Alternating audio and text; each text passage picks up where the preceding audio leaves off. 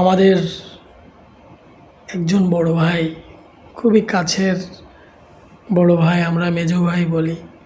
গ্রামে গেলে অনেক ভালোবাসা দিত ছোট ভাই হিসাবে। বলতো, মনি কেমন আছিস? শুনলে হৃদয়টা অনেক ভালো লাগতো।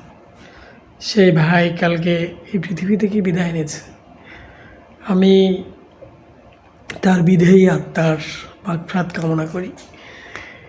তাকে যখন কবরস্থ করতে যাই, তখন আমার এই কথাগুলো মনে পড়েছিল যে এই ধরনের কেউই আমরা স্থায়ী বাসিন্দা নই।